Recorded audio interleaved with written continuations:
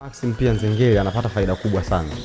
Maxi akiperform vibaya, akiperform vizuri, watu hawamzungumzi sana. Yaani anakuwa hayuko under pressure kwenye mazingira mengi sana kwenye msimu husika. Na ukiangalia msimu huu amekuwa kitu bora kila ambapo anakuwa anacheza. Unajua kuna muda ukiwa una perform vizuri alafu watu wanakuzungumza sana, that's a pressure. Maana yake unahitajika kubaki hapo ambapo upo kwenye ubora wako. Kwa hiyo automatically mchezaji unataka kutoa karibia kila siku kile ambacho huwa unakitoa kila siku. Lakini kwa Max nadhani hiyo ni faida pia ambayo anaipata. Na mimi huyu ni mchezaji ambaye kwa Young Africans nadhani kama akiwepo kiwanjani ni mtu muhimu kweli kweli, kwa sababu anaathiri phases zote za mchezo. Max timu ikiwa inaanza mpira utamkuta yuko pale akiwa anaongeza idadi ya watu kuhakikisha kwamba timu inafanya build up kiurahisi zaidi. Amezungumza Nasri hapa ubora ambao yuko nao akiwa na mpira mguuni. Kitu ambacho kinaifanya Young Africans inakuwa ni rahisi kutoka nyuma kutokana na kwamba anaongeza pia idadi ya watu hapo. Lakini kwenye progression phase pale ambapo timu sasa inahitaji kutoka kwenye build up hapo iende kwenye kutengeneza shambulizi huko juu, utamkuta Max akiwa hapo pia kwenye eneo la katikati ya kiwanja. Na mara nyingi amekuwa anajiposition kwenye eneo ambalo anatengeneza pembe tatu kati yake, beki wa pembeni na winga mmoja. Kitu ambacho kinawafanya Yanga pia kwenye hilo eneo wanakuwa wana wachezaji wengi. Lakini kwenye eneo la kutengeneza nafasi, kama timu sasa tayari ishatoka kutoka nyuma mpaka kwenye eneo la create hapo, Max pia amekuwa mzuri sana kwenye kutengeneza nafasi. Tunazungumzia jana Max pia akafanyaje? Kapika bao ambalo alifunga Azizi.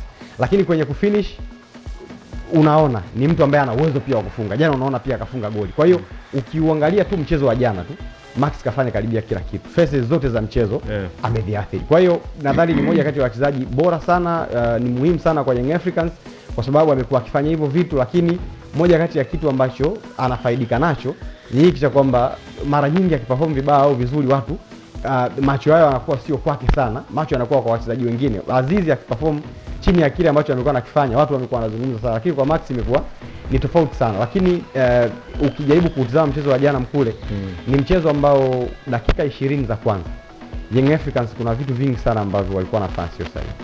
Na mimi nilitamani kuona pengine labda Namungo wangeutumia huo muda kuifanya game ikawa upande wao na pengine wakafunga mabao ambayo yanaweza yakabadili uelekeo wa mchezo. Kwa sababu mimi huwa naamini kwamba bao ukifunga moja tu kwenye mchezo wote ule, alafu mpinzani wako haja kufunga bao lolote, mchezo unaondoka kabisa kwenye direction ambayo ulikuwepo nayo.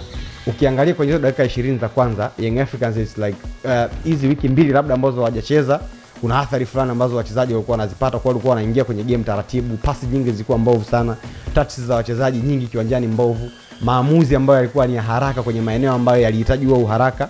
Kulikuwa kuna hiyo changamoto, lakini Namungo alishindwa kutumia hiyo nafasi kwa huo muda. Young Africans wakaingia kwenye mchezo na mwisho wa siku vitu vikaanza kwenda vizuri kwa Yanga. Pasi nzuri zikawa nyingi, position za wachezaji zikawa nyingi pia nzuri kiwanjani, lakini pia movements ulikuwa unaona namna ambavyo wachezaji walikuwa na rotate kwenye eneo la ushambuliaji, na wakaanza sasa kutengeneza nafasi nyingi na finishing ikawa nzuri kwenye hizo nafasi tatu na wakaweza kushinda mchezo. Lakini mchezaji mwingine ambaye pia hatutaki kuacha kumzungumza ni Dube ambaye of course anaendelea kuongeza numbers zake. Na mimi ambacho kinanifurahisha ni kwamba ile sifa yake ya asili ya kuwa playmaker akiwa mshambuliaji wa mwisho ni kitu ambacho hajaacha kukifanya mpaka sasa hivi Dube.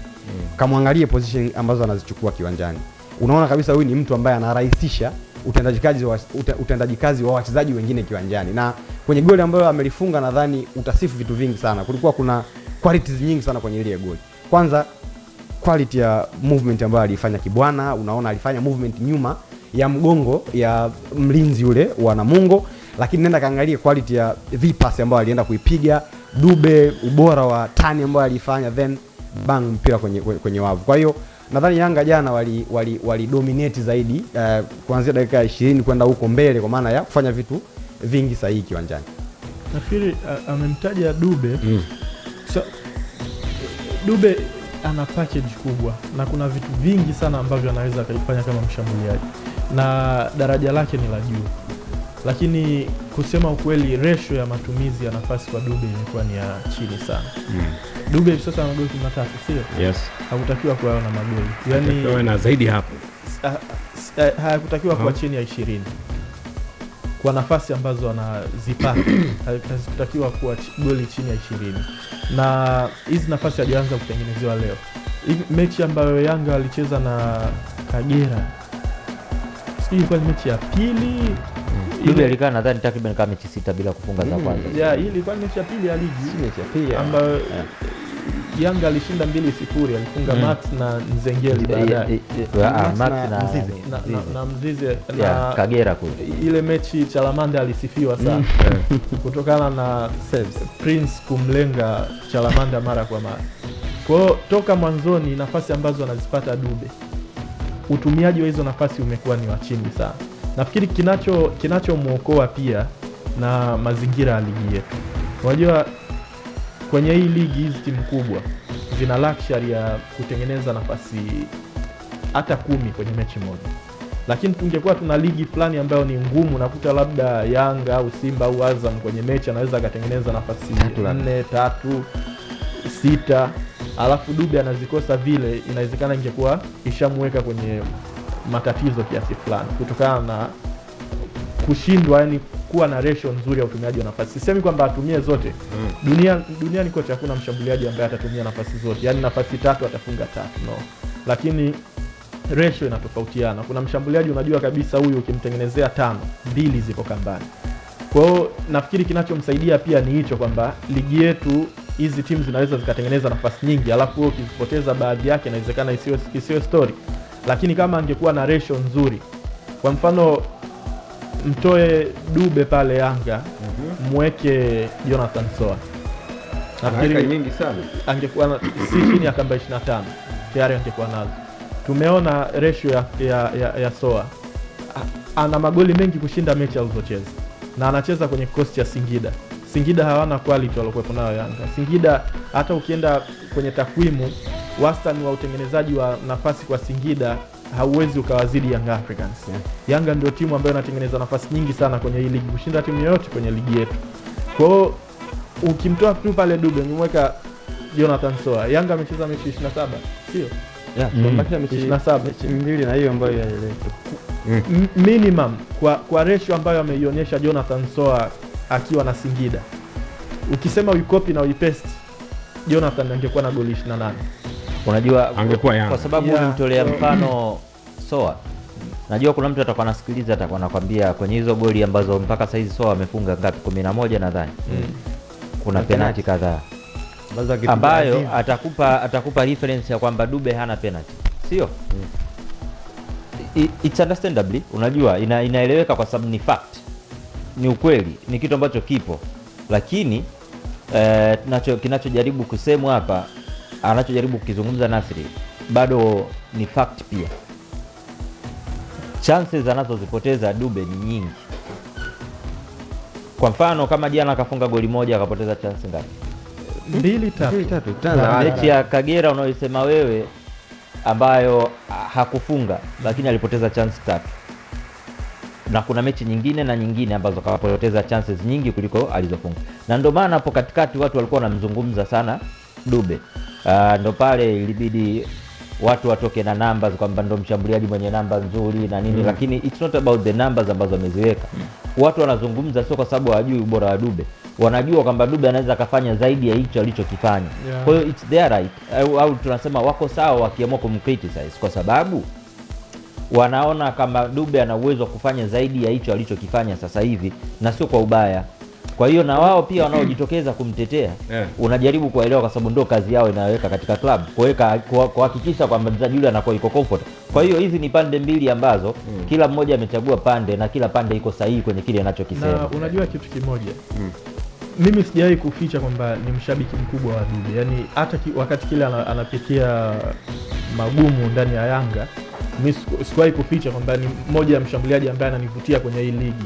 Na mimi na mrate Dube miongoni mwa washambuliaji bora kabisa waliowahi kupita kwenye hii ligi. Na kuna vitu anavifanya Dube kuna washambuliaji wengi hawawezi kuvifanya. Ni ngumu sana kumkuta mshambuliaji katikati ya msimu ana assist na. Yaani hata watu ambao wanaona kwamba ni manoma ya Mayele, Kagere, Kipre, nenda kawaangalie katika kipindi kama hichi numbers zao za assist. Dube numbers zake za assist ni kubwa sana. Kwa hiyo kuna vitu vingi sana anaweza kufanya na profile yake ni kubwa. Mimi ni shabiki mkubwa wa Prince. Lakini ninavyoongea hivi najaribu pia kuangalia pia na malengo ya hizi timu. Yaani Dube akiwepo pale kwenye ligi haiwezi kuathiri chochote Yanga. Kwenye ligi tu haiwezi kuathiri. Lakini miongoni mwa malengo pia ya Yanga ni kufanya pia vizuri kwenye Champions League. Kwenye Champions League hutakiwi kuwa na mshambuliaji ambaye anahitaji nafasi 5 kufunga moja. Kwenye Champions League hautaenda kucheza na Ken Gold na Kagera. Kwenye Champions League unaenda kucheza na timu ambazo hazitakuruhusu wewe kutengeneza hata chance 5 mpaka 6. Kwanza mechi ni chache. Mechi ni chache, alafu ni ngumu, nafasi pia ni chache. Kwa hiyo unahitaji mshambuliaji ambaye ni katili, yani ikitokea chance anaitumia. Kwa hiyo Dube hata yake haiwezi kuonekana kwenye hizi mechi za ligi, lakini ukija kwenye Champions League hauhitaji kuwa na mshambuliaji wa namna hiyo. Unahitaji kuwa na mshambuliaji ambaye ratio yake ya kutumia nafasi ni nzuri kwa ajili zile mechi zinakuwa ni ngumu sana. Kwa hiyo naendelea kuhimiza hivi kwa ajili najua uwezo wa Prince anaweza kufanya zaidi ya hichi akiendelea kunoa finishing yake. Na of course anaweza kwa header, anaweza miguu, anaweza na cave zile ambazo ni nadra sana kuona washambuliaji wengine wana cave vile. Na nilipomtaja Jonathan Soa simaanishi kwamba Dube hamwezi Soa ama Yanga wamtoe Dube wamlete Soa kwa ajili wanao uwezo huo. Hata mimi kiukweli, yani ukiniambia Yanga wawe na Dube au wawe na Soa, nitakwambia wawe na Prince Dube. Kwa ajili najua faida yake. Dube akiwepo pale sio kwamba atafunga tu yeye. Na sio tu kwamba tu ata assist. Kuna baadhi ya movement mshambuliaji anazifanya maalum kwa ajili ya kuwanufaisha wachezaji wengine, ambapo anaweza asiuguse mpira, asiassist wala asifunge moja kwa moja. Lakini unaona kabisa hii ni movement ya kufungua space kwa ajili ya watu wengine. Dube anafanya kama hizo. Kuna muda Dube anaweza akadrop, anaweza akaipiga pasi kwenye eneo hatari la mpinzani na goli likapatikana. Quality hiyo anayo. Kunaweza kuwa kuna mbadilishano nafasi baina yeye na Aziz akaenda ku attack box, yeye akashuka. Kwa hiyo ana vitu vingi sana kwenye game yake. Tofauti na Jonathan Soa. Soa nafikiri ukiwa naye mshambuliaji wa kariba ya Soa ni kwamba macho yenu yote yanatakiwa kuwa kwa yeye.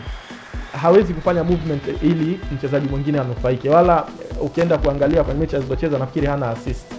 Kwa hiyo hawezi pia kutengeneza kwa wenzake. Yaani yeye anajiangalia tu, yeye hata movement zake ni zake yeye, kwamba mimi nitaenda niekeeni hapa mpira. Hata akidrop atafanya tu ile layoff ndogo alafu atarudi kwenye box. Kwa hiyo anacheza kwa ubinafsi fulani kwamba mimi ndio ambaye natakiwa kudominate hii box peke yangu. Kwa hiyo ukiwa na mshambuliaji wa namna hiyo kwa kiasi fulani ni kama inakuwa inapunguza